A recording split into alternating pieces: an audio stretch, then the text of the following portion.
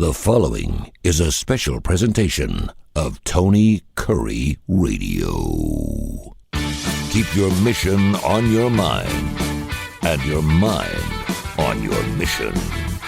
This is Mission Minded with Michael Coleman. Happy holidays, Merry Christmas, Happy New Year right around the corner. He's Michael Coleman, the CEO of the Heart of Alabama Food Bank. I am Tony Kurre here on Tony Kurre Radio. We did the show called Mission Minded. Keep your mind, your mission, your mind. It's a business show. We have another show called Bite by Bite, which we do right after this. You can hear at least 5 days a week right here on Tony Kurre Radio, wherever you get your favorite podcasts. We're available on every major industry, including Audacity, Heart of Alabama Food Bank, HAFB. Hashtag that bad boy for everything they're doing down there in wonderful Montgomery. Michael, Merry Christmas. I reached out to you a couple of days ago to wish you and yours a happy holidays. And it was funny because most people, particularly today, we're doing the show on Boxing Day, or also the second biggest shopping day of the year, because everyone's taking everything, all their crap back that they didn't want. So everyone's getting gift cards. But it's amazing how many people I looked at, and first of all, we're exhausted. And second of all, we're like, I can't wait for it to be over. And this year is the first year where I really saw a lot of people like they're just exhausted and they just want Christmas to be over. And I think that's a good time for us to really sit back. And I know people hear about the reason for the season, sit back and realize what this day really is. I made a concerted effort on Tuesday earlier this week that despite the fact that I had 18 million things that I knew I weren't going to get done, I knew I wasn't going to have the perfect gifts, I knew I wasn't going to have everything finished, I took one day and I said, Lord, I'm just going to give this day to you. Every fleeting moment I have in my life, make sure I'm thinking about you and what this day means to you and the salvation of this world. But happy holidays, Merry Christmas. And I hope you're one of these people that can actually enjoy this season and not so much wish it's over.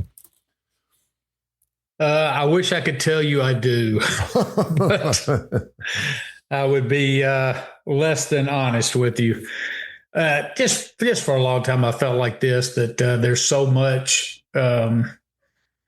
Look, it's part of being in a world where there's a lot of people with disposable income, and people market their products. They create desires within us. They make us dissatisfied with our current car, our current clothes, our current whatever, iPhone.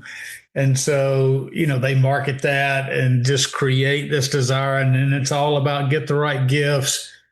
And the whole, as you say, reason for the season gets swallowed up in things and what am I getting? And, it's just a bit exhausting. And the truth of the matter is, we had the Coleman side of our family got together down in Florida at my nephew's house. And, there's a lot of people traveling down there. We stayed at an Airbnb. Just being together. I mean, it's so great to see family, but it also can be tough. If you have any sort of conflict, kids conflict, I mean, it can drain your energy. And, and of course there's an old joke in my household that Coleman Christmases are where self-esteem go to die, because we usually are picking on each other about whatever we've failed to do or any mistakes that we've made for the past year. So, I mean, but no, you feel, on one hand, you feel it's great to see everybody. It's great to love on everybody, but it's good to get back home. And then, you're on the other side of it. And that's kind of where we are today. We're on the other side of Christmas. Yes, we are. And we've got a short little break before we have to return to work. And thank the Lord. Thank the Lord we do it that week between Christmas and New Year's. I love working on days like that because I feel like I can get a little bit of ahead. And I like to work on holidays because I know people are taking the time off, and I actually feel like I can get a little ahead of everybody in some things. But that is nice because, after, people that have to take a vacation after they get home from a vacation, those people, I need a vacation from a vacation. That's what Christmas kind of feels like for a lot of people. It's just like, there's not a lot to be expected. Don't expect to close any major business deals this week because people are traveling. They're not answering their phone, and that's the way it probably should be. So hopefully, but a lot of people are looking forward to a 2026.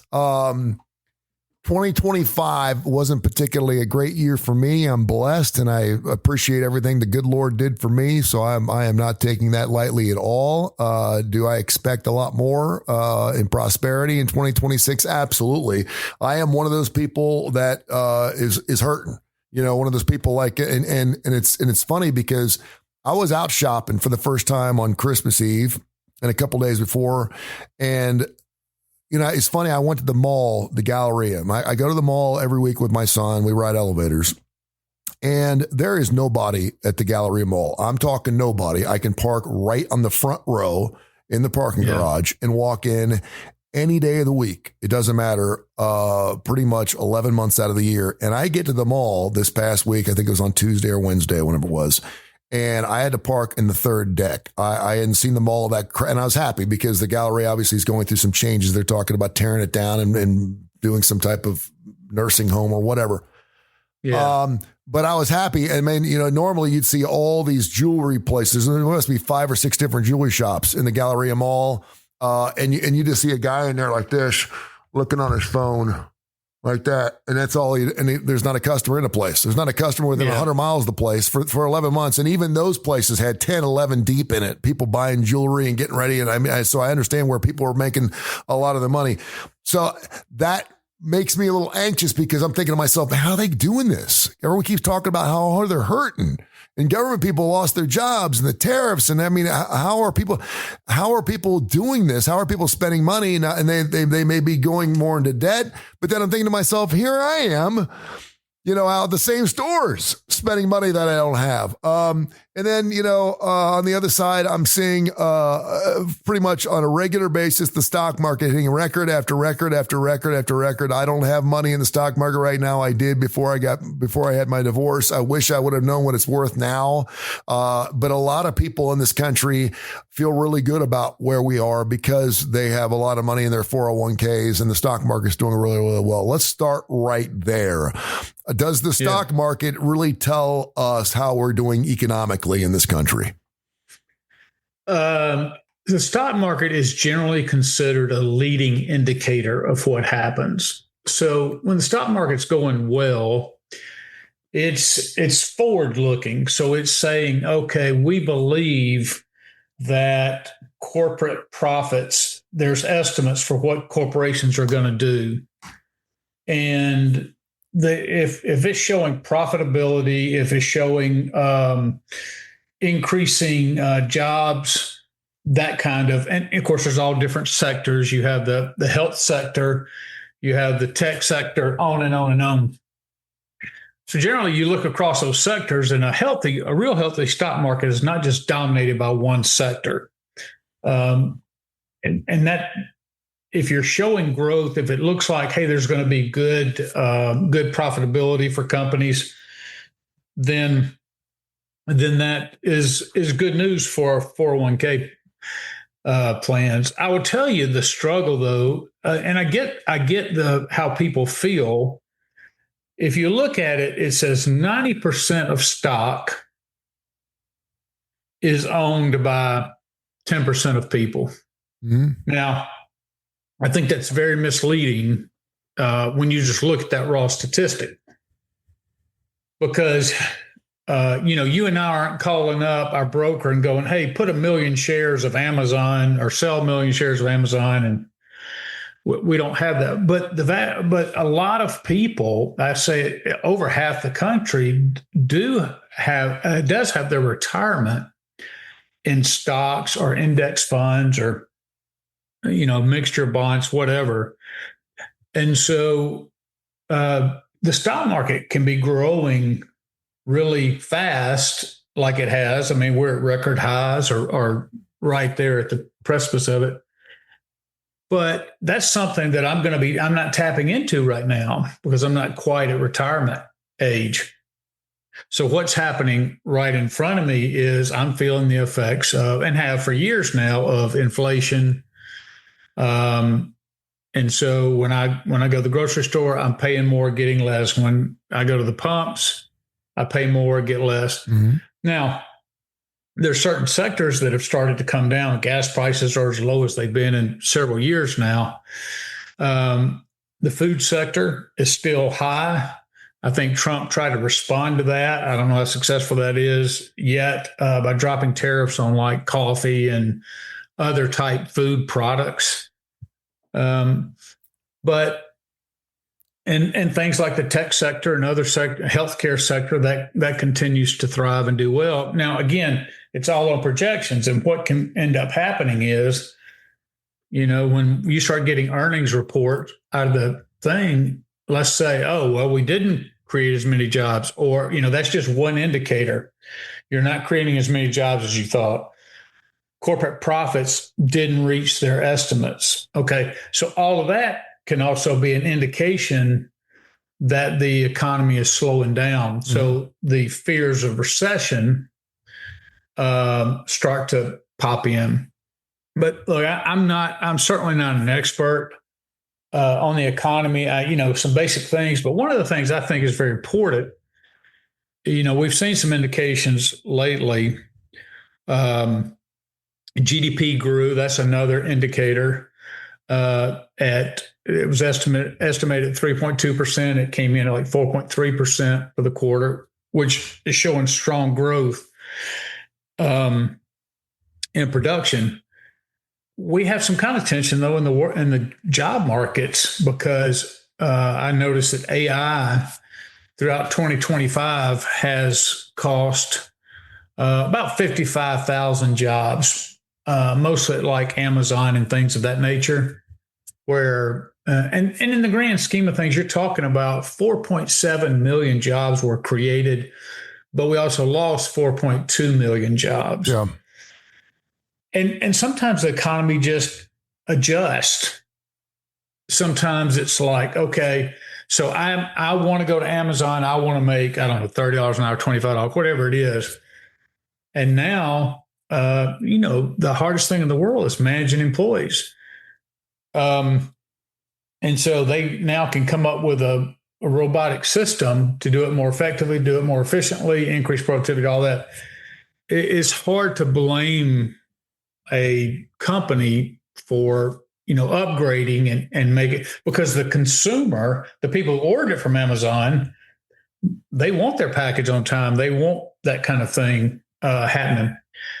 But if you're an employee, it can feel like, well, my wages are stagnant, or maybe I'm not getting the increase that I should, or the job, So there's all these factors that are competing, and sometimes they'll be positive of what we're experiencing, and sometimes they're negative. And the stock markets, again, 6 months out is indicating of what's to come. It can be challenging and difficult. Yeah. Do you believe that the stock market rightly represents? You mentioned the fact that it kind of gives us a crystal ball into what we're doing in the future. I keep hearing that because of AI, the market is doing incredibly well. The tech area, we saw Silicon Valley, and we saw all that stuff back in the earlys in the 90s when it blew up, and the market was following suit. And I think that's why a lot of people, maybe they invest in the S&P or something that's more mom and pop, more the top 500 companies type of thing. Do you think it's a good representative of where? Because, again, we saw what happened in 2008. There was a reason why that happened. I'm not saying it's going to happen again. All bubbles pop and they'll get blown up again. But it is amazing to hear how people are just continually having a very difficult time. Prices are through the roof, yet everyone's on paper. Everyone seems to be healthier for it. Well, the question is, and I can't answer this question, but I've heard it be asked, is this a bubble? Or is this? But tech is not the only, but it's a leading one, especially with AI coming out. But and there's some talk that AI will begin to slow down. It will kind of get caught up. You have all these data centers and all the electricity this required. There's a lot of factors again that go into it. It's hard to say. I think there's so many different indexes. So, you have the Dow, and then you have the S&P 500. You have the NASDAQ, which is very tech heavy. Mm-hmm. You have the Russell, which is small caps. I mean, just on and on and on. You can segment this stock market out. It's not just a one big picture, but And then you have gold too that just set another high. And I've always learned that when gold's really high, that means we're fixing to take a hit because everyone's starting to put their money in gold, and it's at an all-time high as well. So something's got to give, right? Well, again, I'm probably not the best person to ask that, but I will tell you, usually when it's in, gold is typically bought when there's high inflation because money lessens in value. And so lots of times, or when the dollar's down, and again, it gets so complex, it gets in way over my head. But I will tell you that if you just look since the crash of 1929, the stock market historically has brought a positive return. And I think it shows that if you are able to save and put money aside, that, you're going to have ups and downs in it. But there's so many people out there that may be listening that goes, well, I just don't have any money at the end. Yeah. I don't have any money to put away. I don't have a company 401k. All I feel is the high inflationary pressures. So you look at the big, beautiful bill, a lot of things that I'm hearing, I'm not saying this is true, but I will tell you a lot of the things that I'm hearing are the big, beautiful bill is not coming. The tax law is taking effect in 2026. And it's supposed to have an effect. So it increased the standard deduction for people. Tips, there's no tax on tips. And that's significant if you are in the service industry or other places where you get a lot of tips. There's other tax advantages that have come about, and it's incentives for manufacturers. See, a lot of things that I was talking about when you talk about the stock market, we've actually lost manufacturing jobs right now.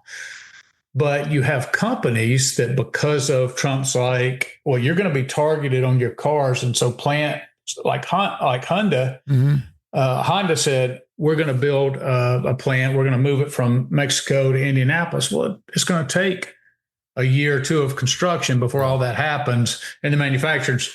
So part of it is you have these things that are passed and things don't happen overnight. And people are like, yeah, you celebrate the big, beautiful bill, or you celebrate this. And I'm here right now. It's not helping me with my groceries right now today. Yeah. And so people get frustrated and they say they're down on the economy. I will say this. It's going to be interesting to see how it is next year when it rolls around, see how it affects the midterm. I will say this, and you and I had a conversation before we started the show. I went up to Killen, Alabama with my son. He loves car washes, and there is a car wash up there called the Fusion X, and they are built out of Hannah Coleman, which is a car that they're huge down in Sugar Land, Texas, right outside Austin. And I asked him, and there's car washes everywhere, and evidently, I was asking about this guy who owns this car wash. His name is Tyson. I was like, well, why are there so many car washes? I'm seeing car washes pop up everywhere. Is it just me? He's like, no, they're like drugstores. I mean, it's unbelievable. Yeah. And he said, no, a lot of investors are coming in and buying up the land. And if it's taking a loss, they can go ahead and write that off. But they're just, a car wash is a safe thing. It pretty much runs itself. It can run 24 hours a day. And they're obviously trying to sell these packages. I used to be the car wash, right? Every Sunday afternoon, 1:00 after church, man, my ass was out in the driveway washing all three cars. That was my job. Even if it was raining, I was doing that. But I was like, how has the tariffs affected you? He's like, oh, let me tell you something.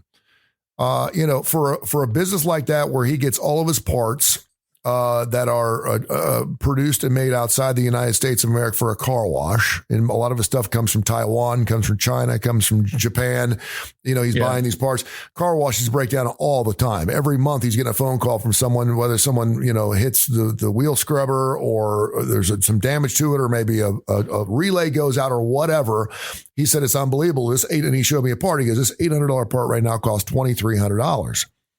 And so he said, let me tell you how it's working. He goes, I can't afford to pay that $2,300. So what I decided to do is I started to get on the phone and I started to call different guys around the country who could either make this part for me, or they were selling parts that I have relationships with people outside the United States for this long period of time. He's owned it since 2017.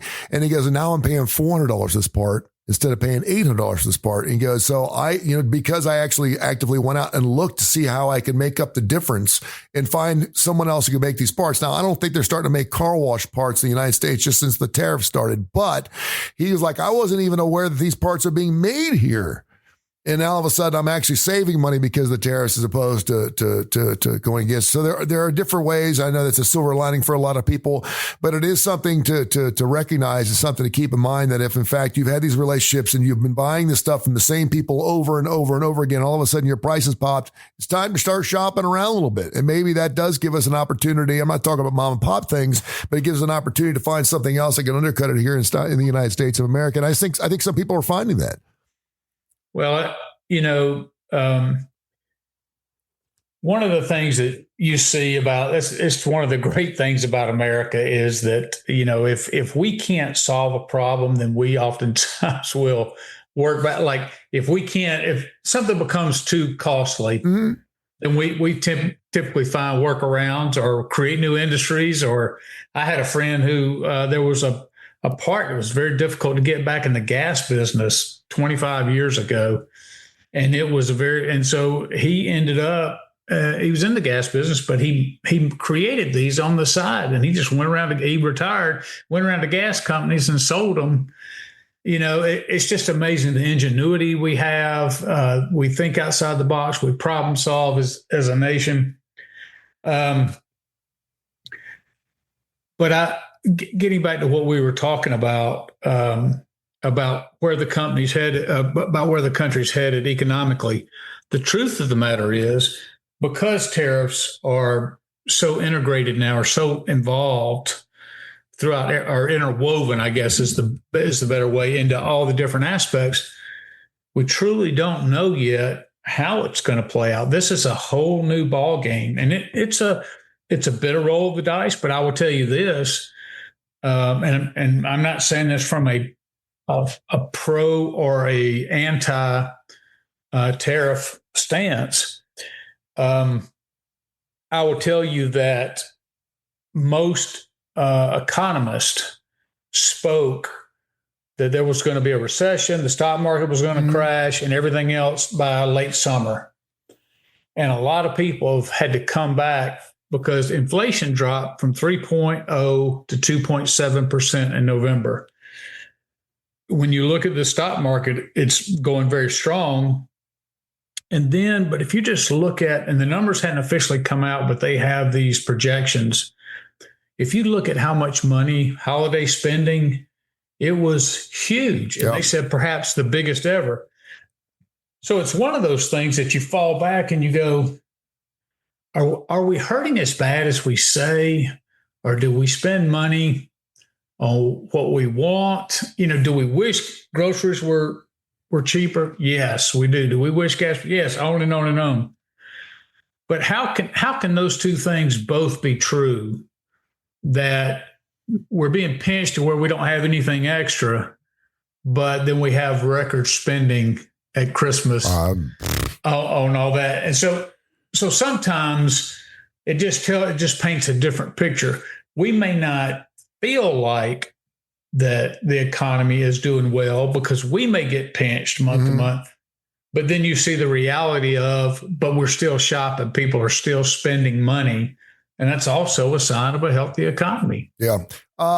So 2026 is less than a week away. Everyone's coming out with their end of year deals and their new year deals. What is Michael Coleman? Because this is directly affecting your business. You've been a non-for-profit your entire life. The Jimmy Hale mission certainly directly affected by everything that goes on in this country. And certainly when people are wanting to have food through Feeding America, the Heart of Alabama Food Bank, what are you looking at from a multi-million-dollar company? What are you supposing is going to happen in 2026? And I know you're always a glass half full guy. Yeah. And we'll have some exciting news here at the end of this podcast about how we're gonna raise your spirits a little bit more in 2026. But what do you expect to happen in 2026 in a couple of paragraphs? What you got? Yeah, I'm somewhat optimistic, as I tend to be, but I don't want it to be blind optimism. I think the effects of the tariffs, of course, we're waiting on a Supreme Court decision. that's going to come out that's going to say whether the president is in fact authorized to do what he's doing with tariffs. Once that's decided, then whatever the policy is, whatever it's going to be, then that's going to cause some upheaval, but I think it'll get settled out more in 2026. I think by the summertime, people will have made up their mind, is the economy strong or not? How do they feel it?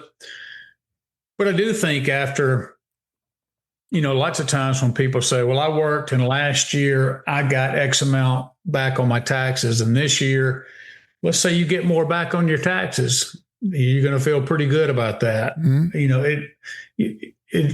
It's all going to depend on how much money people have in their pocket. Is wage growth going? I will say this as well, that I think is going to play in. I don't know to what degree. Whenever you have with immigration, so we've had, I think, a total of 2.4 million, I think, have been deported.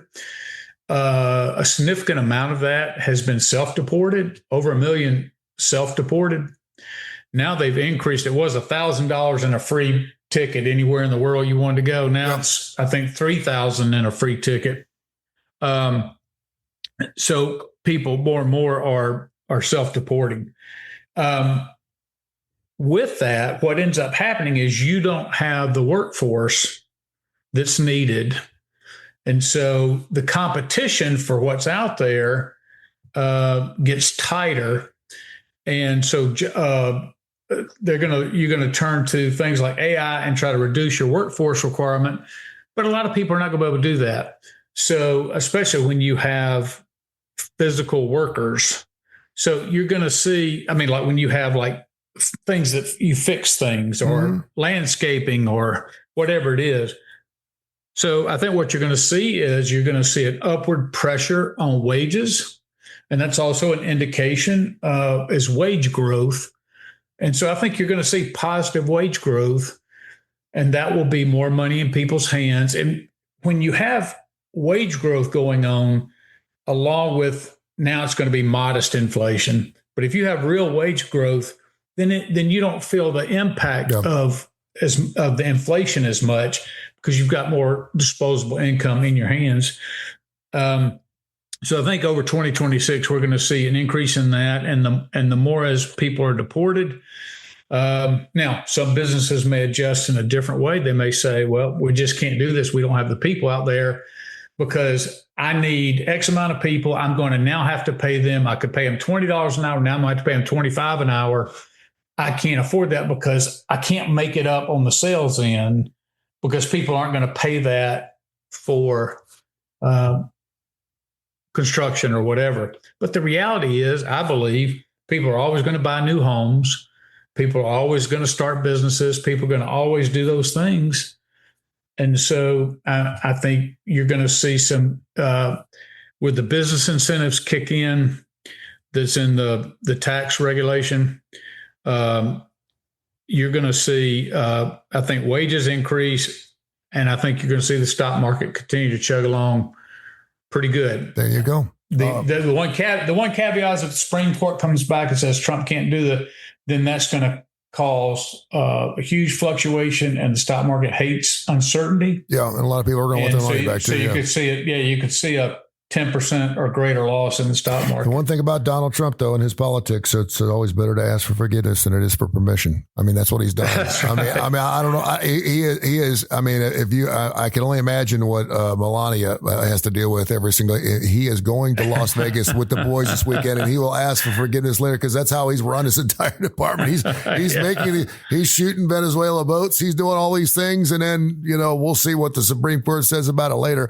And for people that aren't Donald Trump fans, and I know you're out there, you only got 3 more years. This has been one crazy year of politics. More has been done in one year than probably 8 years under any other administration. So that's a fact. All right, Bite by Bite's coming up here next. We're going to have a brand new show. It's really the same show, Mission Minded, but we're going to be taking a different direction. We're going to be going terrestrial. It'll be right here on Tony Curre Radio, like the 4,000 or 5,000 folks that listen every single week. We greatly appreciate you watching us here on our YouTube channel. But it's going to be on The Truth 100.1, and we're going to mix it up a little bit. It's going to be a wonderful business show with a slice of Christianity in it. It's going to be super good. Mike and I have been doing this show now for about 3 or 4 years. We know each other quite well. We know where our hearts are, and so we're really looking forward to. It's going to be a nice little deviation of what we're going to be doing. It's going to be starting sometime in February on 100.1 The Truth with this WXJC, which is I like to call extra large Jesus Christ is what it is. So we'll be doing that a little bit later on. So keep your ears up, and we'll let you know what's going on in the meantime. Peace to you, my friend. Happy New Year, and Bite by Bite's up next. Thank you, man. Thank you, man. This has been a special presentation of Tony Curre Radio.